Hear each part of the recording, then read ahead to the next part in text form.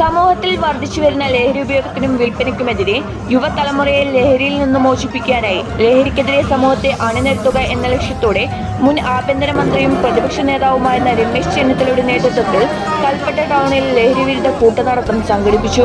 ആയിരക്കണക്കിന് ആളുകളാണ് കൂട്ടനടത്തത്തിന്റെ ഭാഗമായത്. കൽപ്പറ്റ മുനിസിപ്പാലിറ്റി പരിസരത്ത് നിന്നും ആരംഭിച്ച കൂട്ടനടത്തം പഴയ പോസ്റ്റ് ഓഫീസിന് സമീപം ഒരുക്കിയ സമാപന സമ്മേളന വേദിയിൽ അവസാനിച്ചു. സാമൂഹ്യ രാഷ്ട്രീയ മതരംഗത്തെ നിരവധി പ്രമുഖരാണ് രമേശ് ചെന്നിത്തലയുടെ കൂട്ടനടത്തത്തിന്റെ ഭാഗമായത്.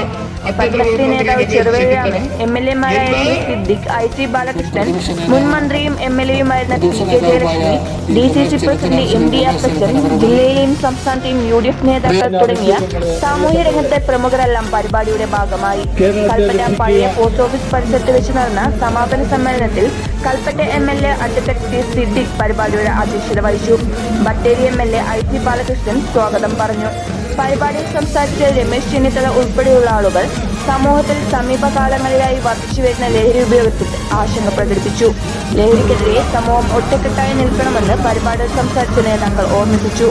ലഹരി വിരുദ്ധ പ്രതിജ്ഞയെടുത്താണ് പരിപാടി അവസാനിച്ചത്. Aswathy KG, news 1 Kalpetta.